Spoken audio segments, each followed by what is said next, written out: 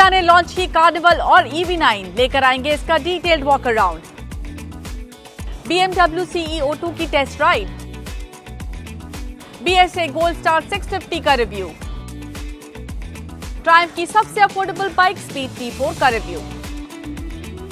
बहुत ही एक्साइटिंग हफ्ता रहा ये। हमने देखा किया इंडिया टक्कर ले रही है सीधे लग्जरी सेगमेंट की गाड़ियों से, और हमने चलाई BMW की सबसे अफोर्डेबल इलेक्ट्रिक स्कूटर, लेकिन इसकी कीमत भी 4.5 लाख रुपए है। तो चलिए शुरू करते हैं आज के शो को। Kia has launched the massive EV9, which is their flagship model in the country now.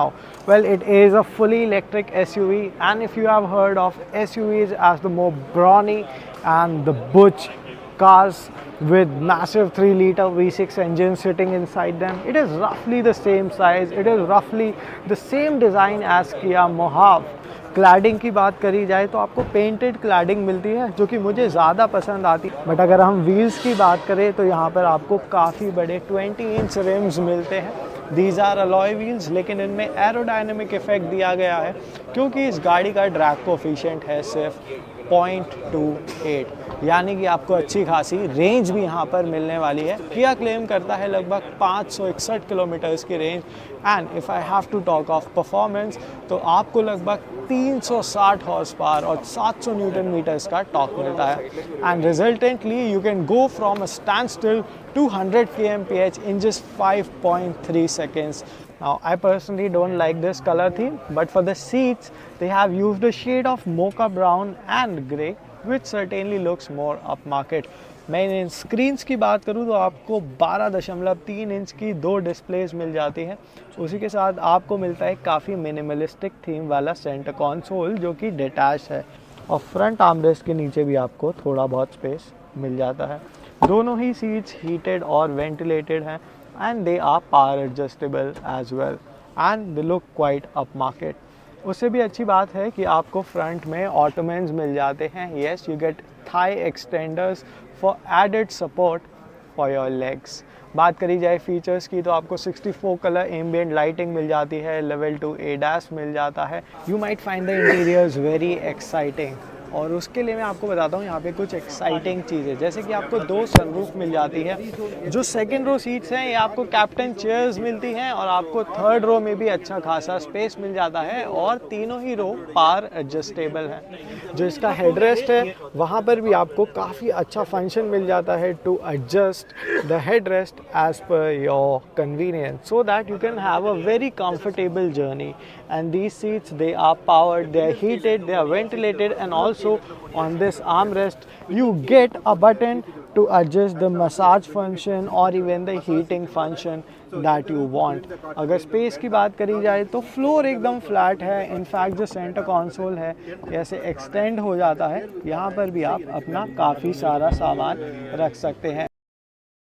Presenting the Kia Carnival, it makes a grand re-entry into the Indian market. The 4th generation model costs close to 64 lakh rupees एक showroom. अब देखिए, सबसे बड़ा जो change है इसके design में आया है, अब कंपनी इसे थोड़ा SUV बनाने की कोशिश कर रही है। Make no mistake, it's a long car, it's an MPV, लेकिन जो फेस है you can see it's more upright now. Grille का डिज़ाइन काफ़ी चौड़ा बन चुका है, इट्स क्वाइट वाइड, एंड ऊपर जो LED लाइट्स दिए गए हैं, दीज काइंड ऑफ एक्सटेंड बहुत अंदर तक आते हैं। You also get the camera right in the middle, which means it gets level 2 ADAS and also 360-degree camera. The LED lights really look different, vertically stacked, and the DRLs on top, this give you that typical Kia effect on the face. 18-inch wheels with this huge profile. I expected probably 19 inch के अगर wheels यहाँ पे दिए जाते तो और ज़्यादा body के साथ सीमलेसली इंटीग्रेट होता। Well, it's a long car, और साइड प्रोफाइल में आपको वही स्लाइडिंग डोर्स दिख जाएंगे, which is very characteristic of Carnival. पीछे की ओर बहुत कुछ बदला है, you get connected LED DRL strip. रात को ये काफ़ी अच्छा इफेक्ट देता दिखाई पड़ेगा। Now you only get the seven seater version now with Carnival. 2 variants में इसे भारतीय बाजार में उतारा गया है। The tailgate is again electric, which is a handy feature at this price point. और यहाँ पे इस वक्त seats are folded, the third row seats are folded. So this is the amount of space on offer with all the rows up. I think this can fit in easily 2 full-size bags and a few other things as well. Let's go inside and tell you how much space is there on offer. दोस्तों हम आ पहुंचे हैं carnival के middle रो seats में which are captain seats, और यहाँ पे Ottoman function मिलता है, मतलब you get good support for the thighs, recliner option मिलेगा, एंड ऑल्सो ये काफ़ी हद तक एडजस्टेबल, इलेक्ट्रिकली एडजस्टेबल सीट है. फ्रंट एंड रियर आप इलेक्ट्रिकली एडजस्ट कर सकते हैं, and also sideways you can move with these manual keys. यहाँ पे फीचर्स की बात करें तो you get dual pen sunroof, यहाँ पे डेडिकेटेड AC वेंट्स दिए गए हैं, you get armrest and seats are really comfortable out here. ये एक ऐसा स्पेस है जो अगर आप 5 फुट 7 इंच से ज़्यादा हैं तो you will not find any discomfort here. It is really spacious. यहाँ पे दोनों साइड क्वार्टर ग्लास दिया गया है which means light intake cabin के अंदर अच्छा होगा. Also you get nice amount of cubby holes in the third row, dedicated AC vents भी दिए गए हैं, लाइट्स भी रखे गए हैं, एडजस्टेबल हेडरेस्ट भी दिया गया है, and you can fit in 3 people with a little bit of squeeze. देखिए 4th जनरेशन मॉडल है लेकिन इंजन में कोई चेंजेस नहीं हुए हैं. वही 2.2 लीटर का डीजल इंजन 8 स्पीड ऑटोमेटिक के साथ बनाता है, लगभग 193 PS और 440 न्यूटन का peak torque. Still a front wheel drive car. So power torque के हिसाब से, इंजन के हिसाब से चेंजेस नहीं हैं. चेंजेस किए गए हैं इसकी सेफ्टी में, और लेवल 2 ADAS अब आ चुका है इस गाड़ी के साथ. ऑल्सो अदर स्ट्रक्चरल चेंजेस भी किए गए हैं जिससे के हिसाब से कंपनी बोल रही है this is a more firmer, more rigid car than before. What has changed is the front dashboard layout. Lot of soft touch material, यहाँ पे आपको प्रीमियम फिनिश दिख जाएगा. ब्रश्ड एल्युमिनियम इंसर्ट्स दिए गए हैं. There is also a gloss black panel right through the middle, लेकिन ये थोड़ा सा ये फिंगरप्रिंट्स अट्रैक्ट करेगा. In the long run you have to brush it off time and again. What's also new is the amount of connectivity that this car gets now. You have twin 12.3-inch displays. It's slightly curved, more focused towards the driver, and overall this should give a nice feel inside the cabin.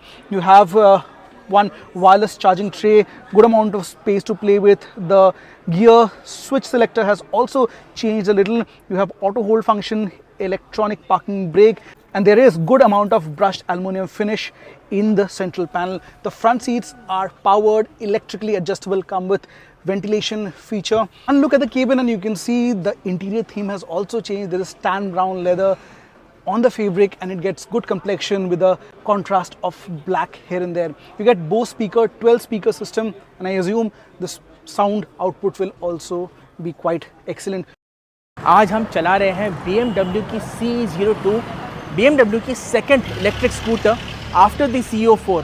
कि इसमें एक 4 kilowatt hour का battery लगता है और इसकी जो range है 108 किलोमीटर्स की है फुल चार्ज पे, और टॉप स्पीड है 95 किलोमीटर्स पर आवर की. और साथ ही में इसका जो वेट है वो है 145 किलोग्राम्स का, जहाँ ज़्यादा हल्की नहीं है, थोड़ी भारी सी है, लेकिन इसका जो सीट हाइट है काफ़ी एक्सेसिबल है. 745 mm का, तो आप देखिए बहुत ही एक्सेसिबल सीट हाइट है और अपराइट सीटिंग स्टांस है. और हमने इसे गुड़गांव के ट्रैफिक में चलाया, पीक ट्रैफिक में जो मॉर्निंग रश आवर होता है, और उसमें जो स्कूटर की फ्लिकेबिलिटी है, जो हैंडलिंग है, काफ़ी एजाइल है, काफ़ी निम्बल महसूस होती है. और साथ ही में इसका जो डिज़ाइन है बहुत ही ज़्यादा क्वर्की है. मैं क्या ही बताऊँ आपको, बिकॉज़ मैं स्कूटर चला रहा था और लोगों ने इस पर अपनी नज़र गढ़ाए रखी थी. बिकॉज़ आप देखिए बहुत ही यूथफुल, प्लेफुल सा एक डिज़ाइन है, बहुत ही फ्रेश डिज़ाइन है. बड़े बड़े टायर्स आगे और पीछे दिए गए हैं. यहाँ पे एक सिंगल साइडेड स्विंग आर्म है. ये पूरा टायर का लुक बड़ा प्रीमियम लगता है. और साथ ही में आगे आप देखेंगे तो टेलीस्कोपिक फोक अपसाइड डाउन दिए गए हैं गोल्डन कलर के साथ, तो बहुत प्रीमियम फील देता है. और यहाँ पे अगर आप देखेंगे तो यहाँ पे एक है छोटा सा 3.5 इंच का TFT स्क्रीन, अभी बंद है, बट अदरवाइज़ स्कूटर में 3 राइडिंग मोड्स दिए गए हैं, सर्फ, फ्लो और फ्लैश. फ्लैश जो है हाईलाइन पैकेज के साथ आता है, वो ऑप्शनल एक्स्ट्रा रह गए स्कूटर पे. और साथ ही में इसका जो राइडिंग पोजीशन आपको बताया बहुत ही अपराइट है, कूल है, लेकिन इसका जो 0 to 50 किलोमीटर्स पर आवर का स्प्रिंट टाइम है वो 3 सेकंड से कम है. तो अगर आप ट्रैफिक में हैं और आपको क्विक ओवरटेक करना है तो आपको कोई दिक्कत आने वाली है नहीं. और ओवरऑल इसका जो परफॉर्मेंस है बहुत ही बढ़िया है. जो आपको इनिशियल टॉर्क का सर्ज मिलते हैं काबिल तारीफ़ है. तो आप ट्रैफिक में सबको पीछे ज़रूर छोड़ देंगे. और अगर इसके राइड क्वालिटी की बात करें थोड़ी सी स्टिफ है, बट ओवरऑल इसकी राइड क्वालिटी कंफर्टेबल है। सीट अपने आप में आपको लगेगा कि बहुत पतली सी है, ज़्यादा कुशनिंग है नहीं, बट सीट एक्चुअली में काफ़ी कंफर्टेबल है। आप इस पर लंबे आवर्स गुजार सकते हैं। जैसा कि आपको पता है कि क्लेम्ड जो रेंज है 108 किलोमीटर्स की है, लेकिन आप इसको ट्रैफिक में चलाएंगे तो आपको रियल वर्ल्ड रेंज करीब 80 किलोमीटर्स की मिल जाएगी, 80 to 85 किलोमीटर्स की। और इसके चार्जिंग टाइम की बात करते हैं तो जो स्टैंडर्ड चार्जिंग टाइम है वो करीब 5 घंटे का है। अगर आपके पास 1.5 किलोवाट का जो फास्ट चार्जर है वो आप इसे यूज़ करते हो तो 3.5 घंटे करीब लग जाएगा चार्ज होने में। फ्रॉम 0 to 100 10 to 80% का जो चार्जिंग टाइम है वो थोड़ा सा और ड्रॉप कर जाता है, वो ज़्यादा तेज़ है। एंड यस, हमें ओवरऑल ये स्कूटर बड़ा पसंद आया। और ये मैन्युफैक्चर होता है इंडिया में, टीवीएस इसे मैन्युफैक्चर करती है लोकली अपने प्लांट में, होसूर में।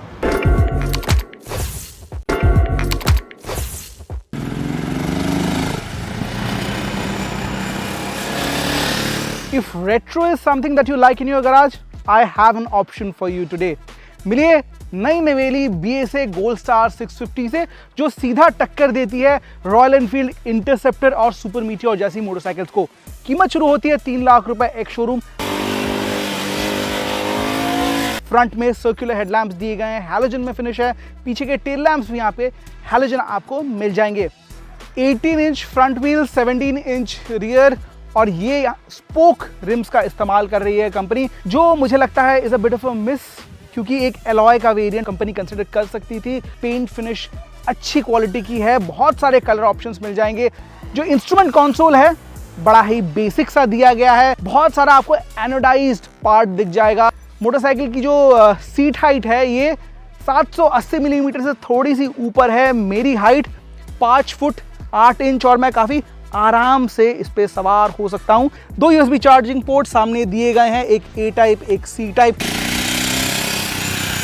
अब रॉयल एनफील्ड ट्विंस के मुकाबले जो सबसे बड़ा डिफरेंस आपको यहां दिखेगा वो है सिंगल सिलेंडर का 652 सीसी का इंजन, जो एक लिक्विड कूल्ड इंजन है, DOHC इंजन है, बनाता है 45 PS 55 न्यूटन मीटर। एक बार इसका आप थंप सुन लीजिए।